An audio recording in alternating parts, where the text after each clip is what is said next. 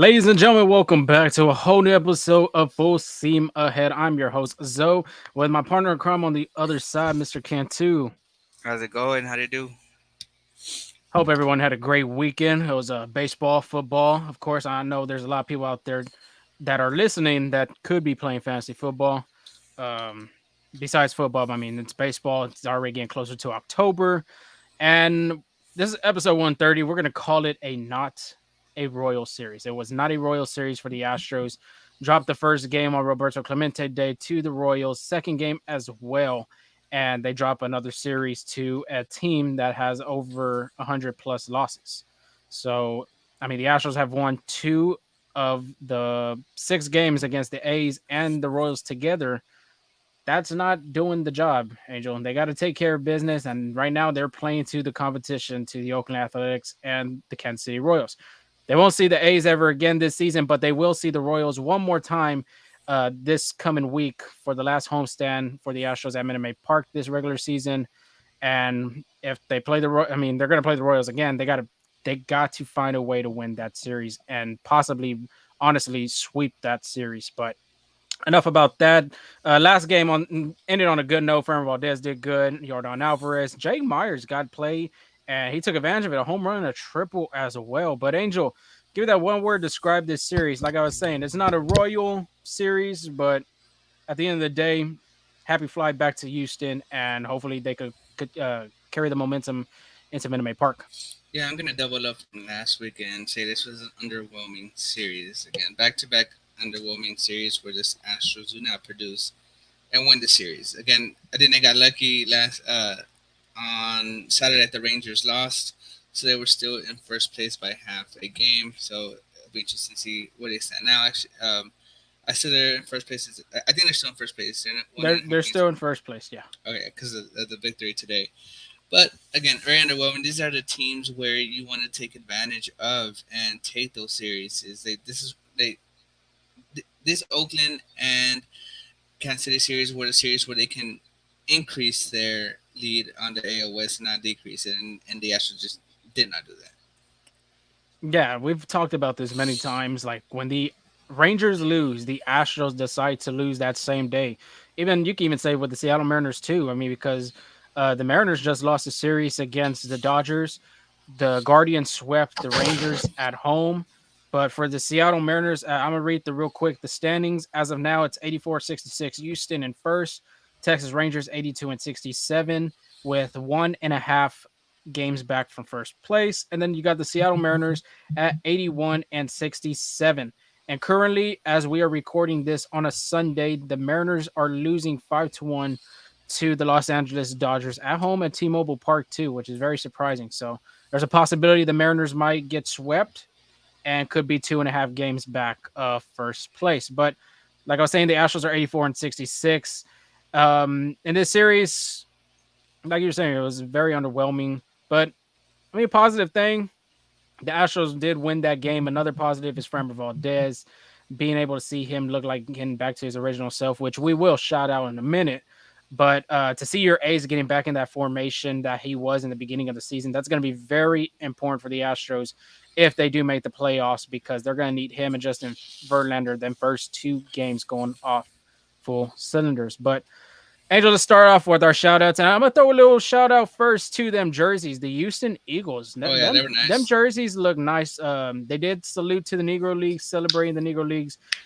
If you did go to Kansas City, hopefully you did catch the museum over there, the Negro Leagues Museum. Uh, Very historical. I've never been, but I've heard great things about it. It's a must if you go out there to KC. So yeah, I like that. Even the KC Monarchs, I really like that jersey that the Royals had in display. Maybe the Astros do sell them jerseys. Maybe they have the hats because they really look nice. And I'm pretty sure there's a bunch of fans that would like to purchase some of those items. But Oh yeah, besides the jerseys, give me Framber Valdez. Like I was saying, this guy went. Yeah, he pitched a great game against the Royals when the Astros really need somebody to go on the mound and do it. I mean, it was just Framber Valdez. 7 innings, 5 hits, 1 run, zero of them being earned, 1 walk, 5 strikeouts. He had 92 pitches, 55 strikes, another 7 inning and quality start. This was his fifth straight quality start. And then if you look at them games right there, In his last five starts, he's throwing a 159 ERA, holding opponents to a 171 batting average. That is very great to see. In this game against the Kansas City Royals, though, I mean, that Gambio was working, Angel. That changeup, and it usually Framber Valdez isn't a big changeup guy, but he threw it 38 times, which was the top pitch that he had thrown that game Well, against the Royals. So it was working for him, El Cambio, but great to see Framber Valdez being that ace that he has been since last year. I mean, it's and we've been looking for it since the second half of the season. He pitched that one great game against the Angels after the All Star break, and then just fell downhill. He couldn't really get back into the groove. Seattle Mariners, if you remember that game, that was his worst start of his season, probably maybe in his career. But after that start that we had talked about in the last podcast, he's been looking great on the mound, mentally tough, whatever you want to say, because he's been doing a fabulous job for the Astros. oh yeah, and it's this is a time where he needs to be pitching great because the postseason is near, and the Astros aren't like the years past where they had the division lock. Like we saw the Baltimore Orioles clinch a postseason berth. The Dodgers already clinched postseason berth, but the Astros, on the other hand, they're still fighting for that division. So Mm-hmm. having their ace do ace things is always great to see. But let's come to the offensive end. Two of the Astros core players had a great series. Started with Jordan Alvarez. He was 4 for 11, 364 batting average. He had two doubles, a home run, and he had a few RBIs. I think that was about four RBIs and a walk. So a really great series for him. And that home run ball is coming along now. I know that we talked Mm-hmm. about it a few podcasts ago where he had a home run slump, but you know now we're trying to see that Jordan Alvarez getting ready to crush some dreams in the postseason. And also give me some Jose Altuve. Ever since he won that Player of the Week, he kind of like cooled down a little bit, but now he's picking right back where he left off. 5 for 14, 357 batting average, one double, one home run, and four RBIs. Crucial to the Astros um, series win. I'm sorry, game win on Sunday because they were trying to avoid the sweep and they came in ready to go and they got the Astros to not get swept in KC. Yeah, like we were talking about it last episode. Cole Reagans was one of their best pitchers in that Royals rotation ever since getting traded from the Rangers. First game, honestly, dude, like I'm thinking about it. If Zach Greinke didn't get out of the game, which hopefully Zach Greinke's all right, I'm not sure why they pulled him out in the second inning already of that first game. But I think if Greinke was pitching the whole game, the Astros could have jumped him and really did some damage. But when they go face a new arm they've never seen, especially coming out of the bullpen, I mean, it was bad. The Astros couldn't find nothing offensively going. And I mean, it was just horrific to see that offense not do nothing to the bullpen. And then in the second game, too, I mean, it took a little while to get to Reagan's, but they finally did. And they started getting going the second part of the game. But another thing, too, Angel, in this series was the walks and the errors. I was about to mention that the errors. Yes, I mean three errors in the last game of the series, and then of course Alex Bregman throwing that one hopper. I mean he had a good pick on it defensively, but if he makes a clean throw to Altuve at least to get that the for sure out at second base, then it'd be I think the game would probably be 8-9 in game two, but never go out that way. Astros just got to find it defensively, clean it up. But Jose Altuve, like you were saying, dude, let's stay on his topic real quick. For Actually, me, before we move go ahead. along about the errors, like yes, we need to clean it up for sure. Because again, like it cost them that second game. And did you see Jose Abreu throw the glove at the ball in that third game? I did not. So uh, there was a comebacker hit to Framber Valdez. I mean, he could have made a clean play, but he like tipped it, and Framber Valdez quick like tries to make a quick throw. He turns around, and if I remember about Jose Abreu, it's like when he stretched, he kind of threw the glove at the ball. And I'm just thinking, it's like, come on now, like, what are you doing? That's that's extra basis for the batters, for the runners, because that's like, that's things you're taught in, like, literally, that you don't throw an equipment piece at the ball. But yeah, they need to clean that up. I mean, they have to because, like I said, three errors in the third game. In the second game of this series, the Astros had two errors. That's 5 errors right there in 2 games. Which you're talking to a team that has won the Rawlings Gold Glove Award, Team Award in the American League. What in 2021? I mean, the Astros got to clean it up. They got to clean it up. Even Pena had made an error one of those games too. I remember him taking his eye off the ball instead of fielding it and then just going to one. So got to clean it up soon because it's not going to be pretty if they do that in postseason baseball. But like I was saying, Jose Altuve, Angel. I mean, you said it yourself. He did win AL Player of the Week, and then he has kind of cooled down. Um, remind you, let's break down his series from him batting. Texas, 7 for 15, 5 home runs, 5 RBIs. There were 3 wins right there. That was a sweep. Okay. San Diego, on the other hand, he went 3 for 13 with 1 home run, 3 RBIs. That 1 home run and three RBIs was from that last game of the series. And looking at the batting average, that's a 231 in that series. Let's go to Oakland now. Oakland wasn't pretty at all either. 2 for 10 with 3 walks. Yes, the 3 walks is great to see. At least he is taking pitches and not chasing out of the zone. But at the same time, too, 200 batting average. They lose that series against Oakland. And like I said, 1-2. And then Kansas City, the first part of the second game, he was 0 for 7. After that second part of the game, as soon as he hit that 3-run homer to tie the game up, he went 5 for 7 for the rest of that series. Obviously, you said it 5 for 14 in that in the Royal Series overall, but 5 for 7 in the last second part of the game and the third game. San Diego and Oakland, you combine that together, that's 5 for 23. That's not pretty at all. Let me do the math real quick, which is not going to take that long either to figure out. That's a 217 batting average. You add the you add the 23 at bats with the 7, you're going 5 for 30 now. He was hitting 166 from San Diego, the San Diego series, all the way to the first part of the Kansas City series. If Altuve can stay consistent, because he is the table setter of this lineup, the Astros will win majority of their ball games if he is hitting the ball correctly. Not just that, but of course too, and the other factors, your power hitters being Alvarez, Tucker, Abreu, all those other guys that are the RBI productions.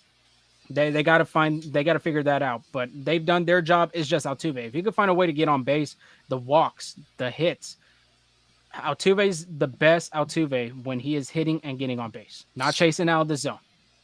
Yeah, and like I know you highlighted the walks, 3 walks in that Oakland series, but he's been chasing a lot more. Mm-hmm. And yeah, Altuve is a free swinger, right? But recently, these past few years, he's had a better eye at the plate, and I think now he's just trying to do too much. I feel like he sensed the urgency and the pressure. Like, hey, we need to start winning games. Where maybe he's trying to do a little too much, but he's going out of the zone a lot more, and in his recent series, that can be a contributing factor to that as well. Yeah, because if you combine the San Diego and Oakland series, that's 5 hits from both of them games. Hmm. Well, combine both of them together, that's 5 hits. Altuve had 5 hits in just in this Kansas City series. So if he finds a way to, like you said, if he's not chasing the ball and he finds a way just to stay on the ball, take it the other way instead of trying to pull every single pitch, this team's going to be way better. It's going to be more comfortable for everybody behind Jose Altuve because this guy is the heart of this lineup. He is the heart of the team. He is the heartbeat of Houston. Well, really, the Astros. So I just wanted to mention that real quick because I mean the games they've been losing against Oakland and Kansas City. That's not pretty. And we talked about it before this, before the podcast. So keep an eye on that. Hopefully Altuve does change it around when he goes back to Minute Maid Park, and they will be playing the Baltimore Orioles. Do you have Yeah, anything else to add on? yeah. So just to show you how, like, to back up what we're saying, right? Because like we're telling you that Altuve is chasing a little bit more. So just give you like from last year to this year. So from in 2022, Jose Altuve with percentage on fastballs was 12.7 to 14.7 this year in 2023. Now the one that really caught my attention is this one in 2022 on breaking pitches. Jose Altuve's whiff rate was 19.5, which last year was one of the years where we're like talking about, hey, Jose Altuve's walking more, like he's getting on base more, right? Now in 2023, his whip percentage on those breaking pitches is 26.7. So almost a 6 point difference from that. So Mhm. and then lastly on off speed pitches, his whip rate is 18.6. So again, that's pretty high. And according to Baseball Savant, he's in the 29th percentile on chase percentage, which is kind of low as well. Yeah. So just giving that, he is chasing like those breaking pitches, like those sliders, those sweepers, those pitches that move from the side. He is chasing a little bit more. And I think that's contributing to that. Yeah, in July, I mean, he hit over 300. Same thing in August. I mean, he had 354, and right now in September, he's just under 300, hitting 298. Which I think honestly, dude, it's gonna change, but two at the same time, if you could be consistent and just find a way on to to get on the base, it's going to make your whole offensive lineup just more relaxed, more easier, more calm because you're putting the pressure on Pena to try to get on. You're putting the pressure on Bregman, trying to get Alvarez to try to bring you in, try to get on too as well. Because some of the games in the beginning and the first part of the lineup going through, some of the Astros just can't find a way to get on because not having that person hit the ball and be able to be on base. So it's very Yeah, important. It's very important. yeah, like in those run values too. Last year he was like I said to it was on in the negative category on run values in with any pitch, and this year against the sweeper he's at -1 run value, change of -1 value, and spitter -1 value, and a curveball as well. So again, he's struggling with those off speed and breaking pitches. Yeah, you're obviously too when you're the first guy in the lineup, being the leadoff, you're gonna see fastball, jump on it, and everybody from actual social media, from even the front offices, and just Major League Baseball themselves, they've seen Altuve swing the first pitch almost every time he comes up to the box, and sure enough, it's either 50-50 of a fastball or like you were saying, Angel, the off speed. But majority of the time, your first at bat of the ball game, you're gonna see some dosage of a fastball, I would say. Hmm. Yeah. So yeah, I mean, if he could, like I said, if he could stay consistent, find a way to get on these rest of these games, should have no problem clinching the AL West. So very crucial for Altuve to get going and stay consistent. But let's get that preview going, and they will be facing the Baltimore Orioles. Birdland just celebrated, Angel, a postseason berth yesterday. So congratulations to them, first time since 2016. My gosh, Ho- that's a long way, long way hopefully, actually. hopefully the Astros can take advantage of that hangover lineup the Baltimore Orioles might put up on Yeah, Monday. possibly. But I mean, at the same time, too, they are trying to win the AL East. They're in first right now with the game in front of the Tampa Bay Rays. Excuse me, 5-5 in their last 10 games. And do you want to take a crack? Because I saw the lineup on Instagram that MLB had posted. A former Astro was in that lineup from 2016. Do you Oh want to yeah, take a I saw crack that. who it was? I saw that, and I was like, "Oh wow!" Like I would have never believed it was Michael Bourne. Hey, Michael Bourne, dude. yeah, I saw That's that. crazy. Yeah, like I was Yeah, shocked as well as seeing that. yeah, I couldn't believe it. I was like, wow, Michael Bourne was still playing at this time. But hey, credit to the two-time Gold Glover U of H alum. But even Adam Jones was in that lineup. A young Manny Machado too was in that lineup. Chris Davis, remember him? Chris Davis, and especially that contract that he had received, and I think he's still getting paid. So And then I think the pitcher was Hillman, Tim Hillman, or something like that. Chris Hillman, I think. Chris Chris Hillman, yeah. Tillman. Tim, Chris Chris Tillman. Tillman. Chris I got it. Tillman. Yeah, Yeah, Chris Tillman. there it is. But congratulations to Birdland receiving their first postseason berth since 2016. I think Astros fans knew how that felt when the Astros did clinch 2015, and I think it was like since 2008 or 2009 that they had clinched a postseason berth. But we'll just have to see if the Astros do take advantage of this. Maybe it is a hangover of a lineup, like you were saying, Angel. But I think the Baltimore Orioles are going to still be fighting for that first spot in the division. So let's get it going. Monday, 7:10 start time. You got John Means for the Orioles, 0-1 with a 5.40 ERA. He will be going against Justin Verlander, which he is 11-7. Well, I don't have the ERA on me right now, but Verlander's last start versus Oakland Angel, it was not pretty at all. It was, I mean, the only positive thing you could say out of that outing, he went 7 innings. 7 innings, 8 hits, 5 earned runs, no walks, 7 strikeouts, 94 pitches, 72 strikes. Well, yeah, that's a very interesting stat right there. Throwing 94 pitches and giving up 5 earned runs. So that's very interesting. Didn't allow a walk. That's another positive thing, but gave a lot of hard contact to all these A's hitters. I mean, they were not off balance at the plate. They were right there swinging whatever was throwing. But JV hasn't faced the Baltimore Orioles this year, obviously being with the Mets in the first half and the Astros in the second half. And so far in three starts this September, AJ, he hasn't been going Verlander's way. He's 1-2 with a 5.40 ERA. Combine those three starts, he's thrown 20 innings, given up 20 hits, 12 earned runs, two walks, and 16 strikeouts. Only thing positive to say for me on that is the two walks. At least he's not walking anybody, but at the same time, too, he's giving up a lot of hard hits to the opposing team. John Means, on the other hand, Angel, he has not played a lot of games this season. Obviously, this last outing was his first game Hmm. back from injury. He hadn't pitched in 517 days due to back and elbow injuries. If you remember, he had Tommy John surgery. He was the runner up to Jordan Alvarez winning the Rookie of the Year. If no one did not know that. But his last start versus St. Louis, he threw 5 innings, 5 hits, giving up 3 earned runs, no walks, one strikeout. He threw 75 pitches, 55 of them were strikes.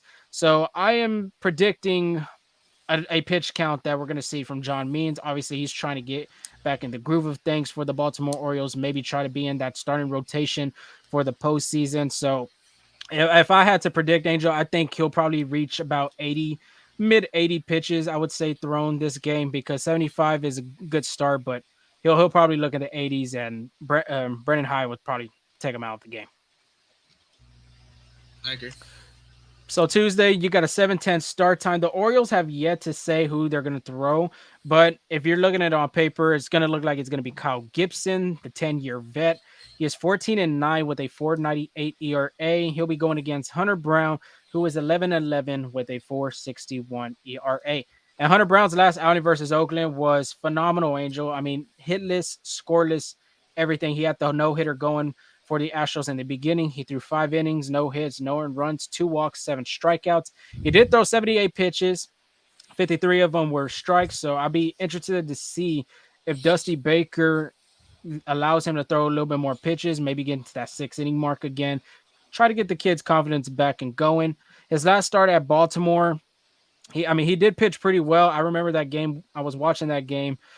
6 innings, 8 hits, 5 earned runs, no walks, seven strikeouts. Yes, that stat line doesn't sound right, but honestly, in my opinion, he should have finished the 6th inning and not go out in the seventh. Dusty Baker put him out in the seventh. He gave up a hit. He gave up a home run to Adley Rutschmanson. So other than that, I mean, he did look solid against the Orioles, but this is a different team. Obviously, they just won their postseason berth. How can Hunter Brown perform and top the performance that he did against the Oakland Athletics, Angel? Just do the same thing he did his last start, and what he's been trying to do this entire season is locate good fastballs and then come in with the knuckle curve that he has. So I was looking at his spray chart from his last start against Oakland, and a lot of high fastballs. Where I mean, like on the high part of the plate, and that's where he wants them to be. Usually, when Hunter Brown's not Hunter Brown, his fastballs are a little lower, like mid to low bottom of the plate, and that's where he gets in trouble. So if he can have that fastball in those high corners, either inside or outside, and come back with that knuckle curve, he should be good to go. Yeah, command's going to be crucial for him because if his command's not going, he's going to be walking a lot of batters like he has been doing recently. The other two starts prior to that Oakland game, then it's going to be a long night for Hunter Brown. So hopefully Diesel does have a good outing and pitch like how he did against the Athletics. But Kyle Gibson, this guy was a Texas Ranger. I mean, this guy's a 10-year veteran. He's been bounced around teams. I mean, you could put him in immaculate grid, and I'm pretty sure you'll have a good high percentage of getting him right in some of these teams. But his last outing versus St. Louis, 6 2/3, 3 hits, 1 earned run, 3 walks, 4 strikeouts. Hasn't faced the Astros since 2021. Like I said, he did play for the Texas Rangers, and that was the last time they had faced him. The interesting thing too, Angel, 14 wins with a high ERA that's close to 5, dude. That's pretty incredible. That just shows the offense has his back anytime he pitches. But the thing that I saw with Kyle Gibson is the left-handed hitting numbers. Left-handers love hitting off Kyle Gibson, dude. In 2023, he is giving up a 297 opponent batting average, 346 on base percentage, and a 494 slugging percentage. And away from Camden Yards, it just gets better. 322 batting average, 374 OBP, and a 539 slugging. That is a big number right there. 58 hits, 25 earned runs, allowing the home run ball being six. So Jordan Alvarez, Kyle Tucker, Michael Brantley, those are the key guys that are they're really hitting. I mean, the best hitters in this Astros lineup, I'd say, to do some damage. Kyle Tucker did not play that last game of that Royal Series just to give him a breather because he has been struggling as of recently. I don't have the numbers right now. I'll look at it in a minute, but this is a great opportunity to take advantage of a guy like Kyle Gibson that's given up these numbers. You got to be very promising if you're a left-handed hitter looking at this. Oh yeah, and Astros have great left-handed hitters: Gordon Alvarez, Kyle Tucker, and Michael Brantley, which you know they can have a feast this that game. Yeah. Okay. Real quick. Last 7 games for Kyle Tucker hasn't been pretty. Like I said, 5 for 26, 192 batting average. Last 15 games, 10 for 53, 189 batting average. King Tug has to figure it out, Angel. He has to figure it out. At a time, he was an MVP top 3 candidate, but it looks like he's dropping off that list, possibly even dropping off the top 5 list for being the American League MVP. But if Kyle Tucker could figure it out with Kyle Gibson's numbers against left-handed hitters, I mean, it's going to be a different direction for King Tuck. But the series finale, it'll be a 1:10 start time at Minute Maid Park. For both teams, it was to be determined, but I got a pretty good educated guess here that the Astros are going to see Kyle Bradish for the Orioles. He's 11-7 with a 3.12 ERA. And for the Astros, I'd say Christian Javier is going to be pitching this game. He is 9-4 with a 4.74 ERA. Javier hasn't got to the double-digit wins yet, dude. I think he's the only starting pitcher besides Verlander, Framber, Brown, and France. Even JP France has got to the double digits, dude. Well, Pretty remarkable. I mean, Javier hasn't done his part to reach that 10th win, so he needs to figure it out. That's very true. But the Astros have won in his last 5 starts. I thought I saw the Astros have won four.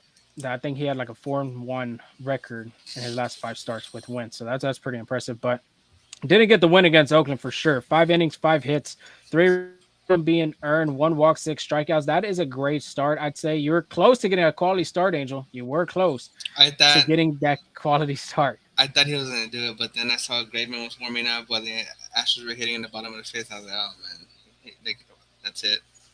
It was close. It was close. But his last start at Baltimore, it was pretty good too. 5 innings, 4 hits, 2 earned runs, 3 walks, 3 strikeouts. Did throw 105 pitches that game, 62 of them being strikes. So I have a question for you, sir. If we seen good outings from Javier. Obviously, that stat line against Baltimore, and then the stat line against Oakland. Javier hasn't pitched back to back great starts, I would say, or outings, whatever you want to call it, since July 22nd and July 28th. Can he pitch another solid start to a team like this, who is the number 1 seed in the American League? He has no choice. He has to. He has to. Like especially if no. I'm serious. Like especially if he Yeah, wants yeah. to I stay mean, yeah. in that postseason roster. I mean, starting rotation, he has to, and I think he can do it. I think little by little, he's getting his confidence back. Like we did see some positives out of his last 2 starts for Javier. So little by little, he's chugging away, and I mean, I think I think he can answer your question. I think he can. But before we move on, like I just got a notification from Beach Report that the Orioles GM Mike Elias was drinking, the happy juice from a hose. So they're partying it out in Baltimore. So maybe Take advantage. Take advantage. I hope the Astros see that and be like, let's do it. Let's win game. Let's win the first They- game. So well, they have a happy flight back to Houston. Hopefully, they're seeing that and they're like, okay, cool. They're not going to be in there like 100%. It was like almost like last year how the Yankees, I believe, when they clinched in the ALDS against the Guardians, and then the next day they had to fly to Houston and play the Astros, and they dropped that game. And then obviously they got swept that series for the man, ALCS. So if I'm Jim Crane, I'm door dashing like a few more 24 packs out to Camden Yards. You know, let them enjoy a little bit more. Or give him like a couple, like it's almost like the bench warmers when they make one of the team players go gets alcohol for Carlos. Hmm. You remember? I don't know if you remember that the pitcher, the No, Dominican pitcher. yeah, yeah, or the bench warmers. Someone I was thinking bad. Someone I was thinking you said bad news bears, but yeah, it was the No, bench the warmers. bench warmers. Yeah, the One bench warmers. Yeah, one of good baseball's best movies, I'd say, but not like the top five, I'd say. But I mean, they're good that was movies. a good one. I like it.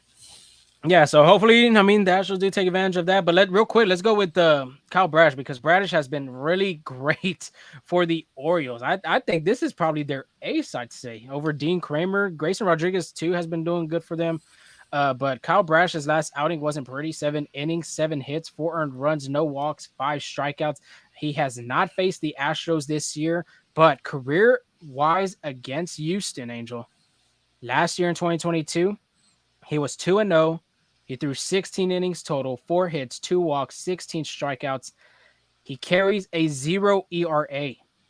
0 ERA. Last year, he pitched through 8 innings back to back times against Houston. He has yet to allow an earn a run or just a run in general. My gosh, that's pretty impressive. It just gets impressive from here. Day games too, since it's a 110 start time. It is a day game at Minute Maid Park. He is 3-1 with a 2.03 ERA. Carries a 2.88 ERA after the All Star break. I mean, the Astros are going to have to find a way to scratch some runs, get aggressive on the base path, get aggressive at the plate as well. So I felt like I almost answered it for you, but how can the Astros attack Bradish early, try to get him out of his comfort zone and try to get him out of the game? I'd say take advantage of every fastball you see in the zone, and we'll take a swing at it because I'm looking at his stats right here. According to Baseball Savant, his breaking run value, it's like his breaking pitch run value is 100. That's like a Wow. hundred.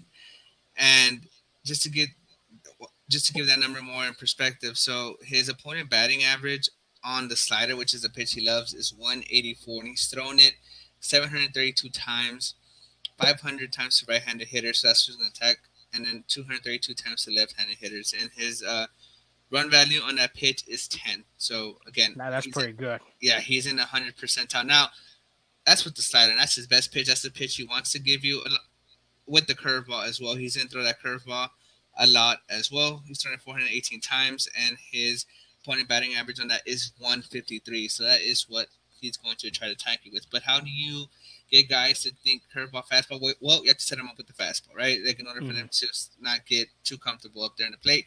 So yeah, every time the Astros see a fastball, that's the pitch they need to take advantage of. This is where it gets a little bit more interesting. His opponent batting average on the fastball 367, almost 400. Wow. And his run value on the fastball is -9. So complete opposite. So if Mhm. the Astros want to win this game, take advantage of the fastball and lay off those breaking pitches. Because I mean, he'll throw him for a strike a few times, but majority he wants you chasing. So take advantage of the fastball and lay off those breaking pitches. Yeah, I mean that's a almost a 400 batting average, dude. That's crazy. But yeah, I mean, some hitters, like for instance, Jerry Pena has had struggled swinging that fastball. He's adjusted to the slider better, but the fastball, I mean, he just whiffs off of it. But I mean, And we're just guys talking like about Altuve. Altuve, Yeah. yeah, guys like Altuve, he's gonna be the guy setting it up. He loves hitting that fastball. He loves swinging at the first pitch. Majority of the time, you're probably going to see a fastball first pitch just to set the game up. So very important for him, Bregman. I mean, all these other major league hitters, like, I mean, the Astros have a great offense. It's just they have to find a way to stay consistent and win these ball games. So great series right here. This could be maybe a possible ALCS, possibly ALDS matchup. So the Astros did win that first series against Baltimore, if you remember, at Camden Yards. Right now, I haven't seen any reports that Felix Bautista is going to be pitching this regular season, but you're going to be looking at that bullpen. They still got a good bullpen as well with where they brought back Jorge Lopez. They got Yunior Cano still. They got a lot of good pieces. Fujinami as well. Just try to get them out of their comfort zones and take advantage. Be it at Minute Maid Park. This is going to be the first time too, Angel. Before we get to the offensive and pitching MVPs and hot take, if you remembered the first game, Roberto Clemente Day, the Astros had announced that they were going to paint the the That is batter's eye green, where the hit for Buds, where the Budweiser sign used to be. They're going to paint that green a little bit more green because there was a report, and then plus, if you have read Chandler Rome's article on the Athletic about the batter's eye, a lot of hitters were talking about, hey, I can't really read the ball well. Obviously coming from the slot, wherever it's coming out of the pitcher's arm. So maybe this is the series right here. Maybe this homestand too. The Astros hit better with maybe that adjustment being the batter's eye.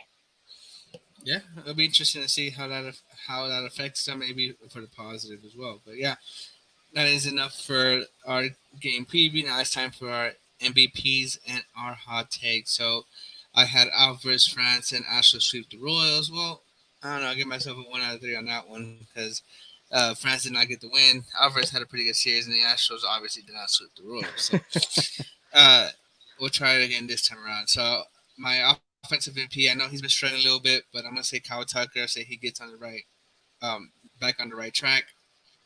I mean, this Oriole lineup. I mean, I'm sorry, this Oriole pitch rotation is pretty good. But you saw what Kyle Tucker did to the Orioles last time they were in Camden Yards. He took Felix Bautista, which right now at that time he was in the conversation for a Cy Young, maybe off like in the closer role. And he took him deep Mm-hmm.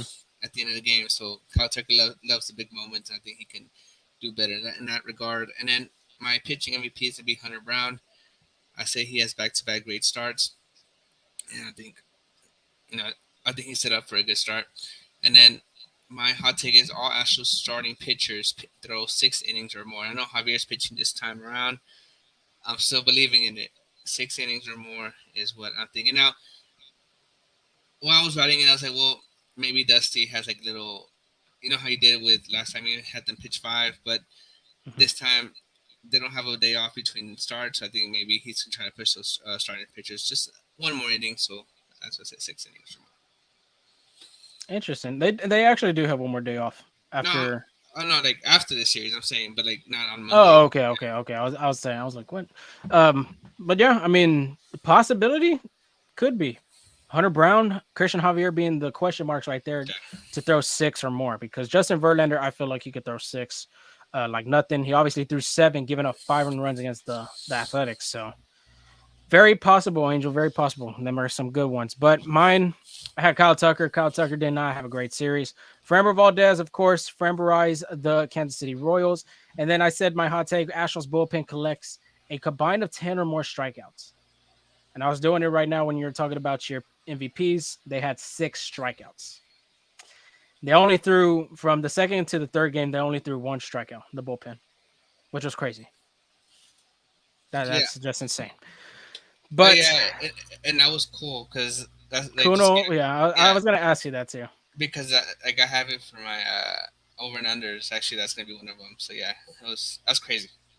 Oh, a little sneak peek right there. But before we get to the over under, let me give mine real quick. Jose Altuve, man, I mean, I felt like this whole segment of this episode was about Jose Altuve, dude. He's going to be the offensive MVP for me. He's got to get it going for the Astros. If he does continue to hit well, like how he was doing in KC and carries it on to Houston, it's going to be a great sign for the rest of the lineup. And I'd say better run production, running, and obviously the score would be different. Justin Verlander, Jose Altuve does literally love Justin Verlander. I think JV literally loves Jose Altuve too. So I'll go with him as my pitching MVP. And then, because I mean, obviously, too, he's going to be the first guy pitching in this series. He's going to have to set the tone for the rest of the series. Hot take. Astros take the series, which it doesn't have to be a sweep. It could be a sweep, which would be really great for them. But I'd say they win 2 out of the 3 games. Take the series against the Orioles, obviously, and hold Ali Rutschmanson to under a 350 batting average. That guy's going to be very crucial. Him and Gunnar Henderson. I mean, this Oriole lineup is very young, which it gives the Astros an advantage if they do face them in the postseason. But this team is very fun to watch too, dude. If you haven't seen it play, they're very fun to just watch. See them play. They're playing against teams like the Tampa Bay Rays, which the Rays have been to the postseason almost every year too. So if you hold him under 350, I think there's a great possibility that the Astros win the series. Yeah, the Orioles don't care who they're playing. Like they know they like every time they step into the field, they have a great chance of winning. But the Astros do too, so it'll be a great series to see. It's like a battle of titans, like which one's gonna be more like come to the top. But yeah, biggest series all around. So now it's time for our over and unders, just to give you see what we're trying to look for in the series. So I know I gave you a sneak peek of the first one. So the first one is Astros bullpen strikes out seven or more batters. This series against Kansas City, they had six strikeouts. Oakland, they had seven strikeouts. These say they strike out seven or more. I'll go over on this one. I was close to getting 10 in my hot take, so I'll go over with 7 or more. Um, and it just depends, like you were saying with mine last time with the bullpen. It just depends with the starting pitching. It depends on Hunter Brown, it depends on JV, and it depends on possibility Christian Javier to pitch this series. So I'd say if Javier does pitch, which we're not 100% sure, we're just giving our opinion and really our prediction. I could see it being 7 or more.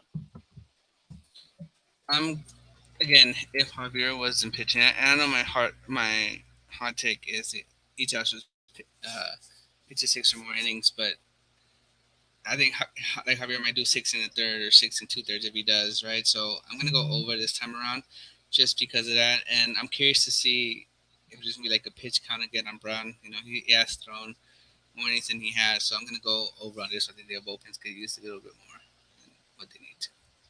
I was about to say, I mean, it's your hot take. You had all starting pitchers going 6 plus. Yeah, I mean we get to see, but I'm gonna go over on this one as well. All right, the next one.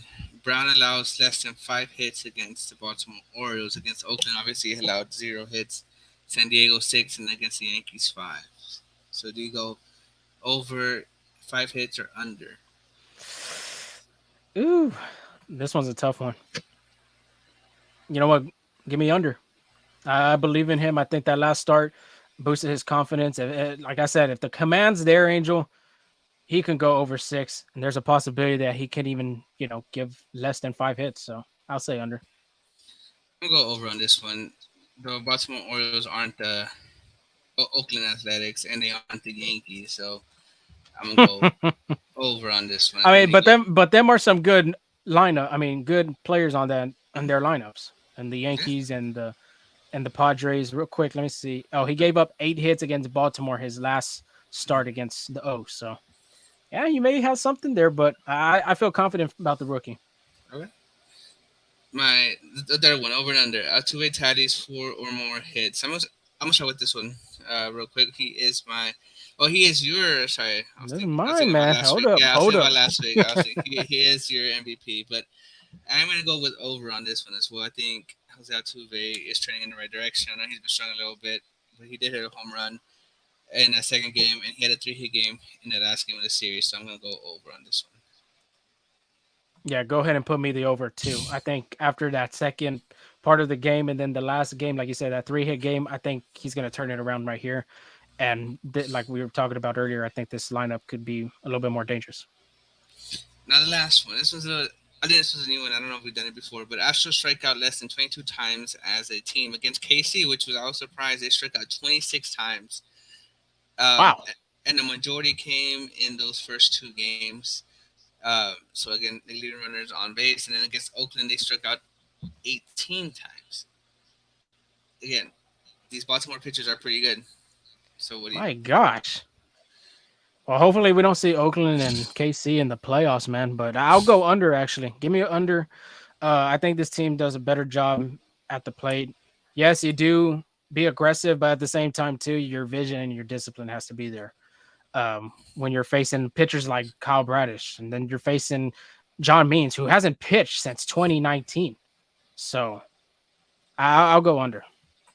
I'm gonna go over on this one just because, like, yeah, like you named, those like the starting pitchers that we're going against, but that bullpen's good as well. Like Oh that's yeah, probably that one of the is. brighter spots for the Orioles as well. So I'm gonna go over. I say they strike out about 24, 25 times. I'm not gonna say like way over 22, but around 24, 25. So the Four. They struck out 17 times before the Oakland series. They played against San Diego. They struck out 17 times as a team. So Okay. possibly under maybe 17. I can I don't mind that number. Of course, you're gonna strike out. This game ain't easy. You got to Yeah. hit 100 miles per hour, and then you got to look at a knuckle curve going at 75. So Yeah. just shows you baseball isn't an easy sport. Period. Agreed. But Agreed. that is but that is all for our show. Continue to follow us at Full Steam Ahead on Twitter, X, whatever you want to call that, TikTok. Subscribe to our YouTube channel, FSA Full Steam Ahead on Instagram. Threads, of course, we're still there. Google, Apple, Spotify. Leave us a rate, leave us a review. We haven't had some in a while, so it'd be very appreciative if we get a review, see how we're doing, how we can improve, things like that. But Angel, do you have anything else before we sign off? No, just well, thank you for listening. I think like how Zoe was saying, like let us know how we're doing. We can improve anything, and we appreciate your support. Yeah, last update, Dodgers are still winning 5-1, bottom of the seventh currently as we are recording. So there's a Nice. possibility that the Dodgers will win that game, sweep the Mariners at T-Mobile Park, which was very that's pretty good. That is pretty good. But till then, real quick before I sign off, Boston will be playing in Arlington, and the A's and the Mariners will be traveling to Oakland to face the A's. So there's the AL West. We'll see how it ends up. Of course, we'll give you that recap against the Baltimore Orioles and then get you ready for that preview against the Kansas City Royals, which the Astros who will face again in the weekend. The last weekend of the homestand at Minute Maid Park until maybe the postseason. So we'll have to see. But till then, talk to y'all later. Stay safe. Have a marvelous Monday. Peace.